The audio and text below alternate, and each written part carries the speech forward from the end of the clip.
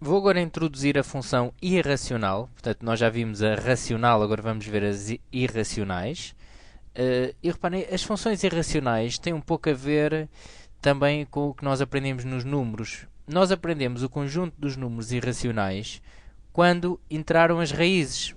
As raízes que não davam número exato, não é? Nós quando tínhamos a raiz de 3, por exemplo, é um número que dá uma dízima infinita não periódica, logo será um número irracional. Não é? Nós aprendemos os irracional a seguir aos racionais. Os racionais eram aqueles que se representavam por uma fração, tal como as funções racionais se representam por um quociente também, por uma fração de dois polinómios. Agora, as funções irracionais são aquelas que também vão ter raízes. Portanto, será uma função do tipo. Eu vou apresentar aqui mais uma vez o gráfico, a função tipo, a função mais básica das racionais, que é esta, a raiz de x, e depois poderemos ter várias funções. Eu irei fazer aqui mais alguns exemplos. Então vamos ver qual é que será o gráfico de uma função irracional.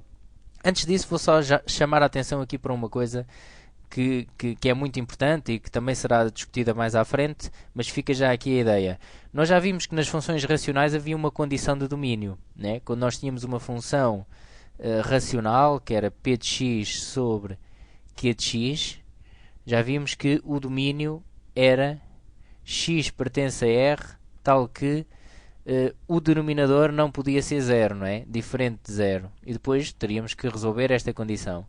Se nós, agora nas funções irracionais, em que nós temos uma raiz de uma função qualquer, vou colocar aqui p de x, pode ser um polinómio ou não, isso pode ser várias coisas. Se aqui for um índice par da raiz, porque se for ímpar já não tem condição de domínio, mas se for índice par, nós sabemos também que dentro da raiz não pode estar um número negativo. Nós também sabemos que a raiz de menos 3 não existe em números reais. Em números complexos já vai existir, mas nós estamos agora no universo dos números reais e, portanto, não existe. Não existem raízes de números negativos.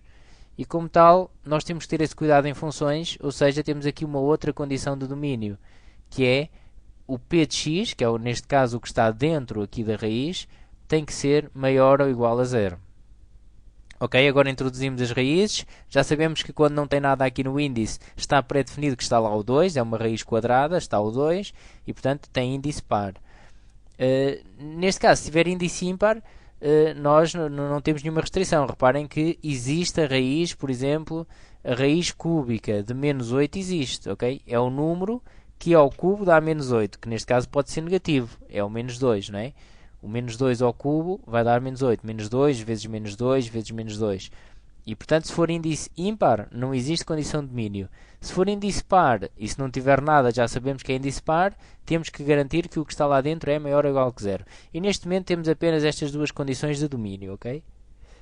Bom, então como é que será o gráfico desta função? Nós já sabemos que o seu domínio é, então, x maior do que zero, não é? Podia calcular aqui o domínio de f de x, neste caso, vou fazer aqui uma separaçãozita, é igual a x pertence a R, tal que o que está dentro da raiz, que neste caso é só um x, tem que ser maior ou igual a zero. Portanto, nós já sabemos que esta função só vai existir, isto já está resolvido, neste caso, não é? X maior ou igual que zero, só vai existir daqui para a frente. Então, como para x igual a zero também existe, vamos já calcular o valor da função quando o x é zero. Se colocarmos aqui um zero, raiz de zero dá zero, então ela passa aqui na origem. E se o x for 1, vai dar raiz de 1. Raiz de 1 também dá 1, portanto vai passar também aqui no 1. E se x for 2, vai dar raiz de 2, não é? Que é um bocadinho maior do que 1. E se x for 3, vai dar raiz de 3, portanto ela vai ser sempre assim crescente, vai ter este gráfico, a função irracional, ok? Esta função irracional mais básica. Vou agora fazer aqui um estudo de uma outra função, só para não ficar assim por esta básica. Então suponhamos que tínhamos 2 raiz de x menos 3 mais 5. O que é que me interessava aqui estudar logo nesta função? Depois também depende da pergunta que me fazem, não é? Mas algo básico a estudar sempre que temos raízes é de índice par, logo domínio.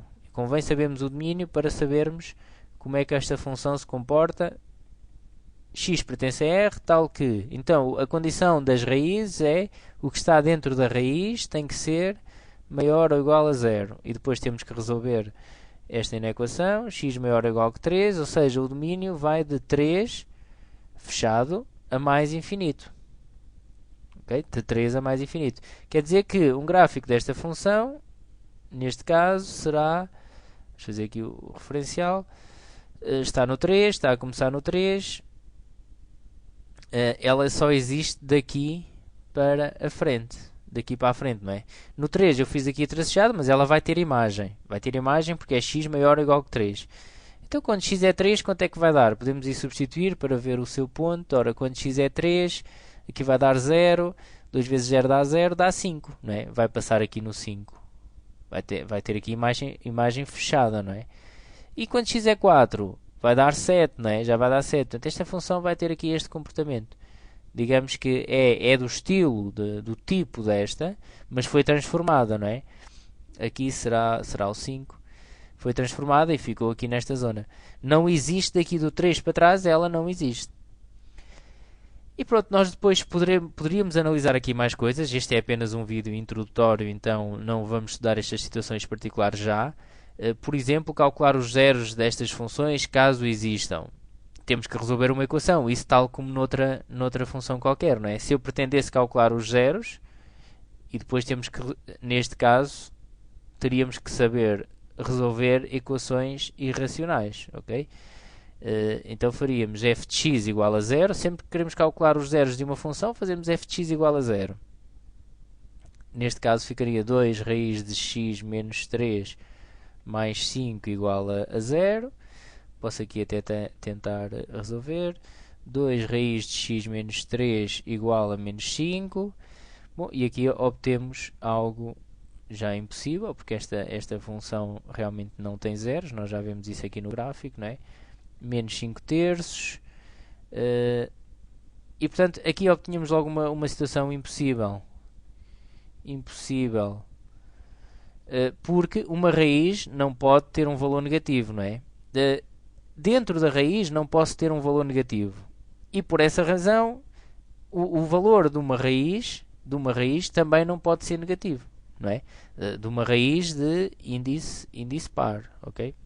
Portanto, aqui dava uma condição impossível, a solução é o vazio, não tem zeros, e realmente esta função aqui não tem zeros, mas pode ter, ok? E portanto, isto foi apenas aqui uma nota, porque interessa saber como é que resolvemos equações com raízes, mas isso tem uma resolução específica, que não vai ser agora explicada aqui neste vídeo. Existirão outros onde poderemos ver essa situação, ok? Portanto, função racional, função dada por uma raiz, que não tem que ser de índice par, pode ser ou não. Se for de índice par, temos de ter cuidado com o domínio, porque existe uma condição de domínio, ok? Então, até uma próxima.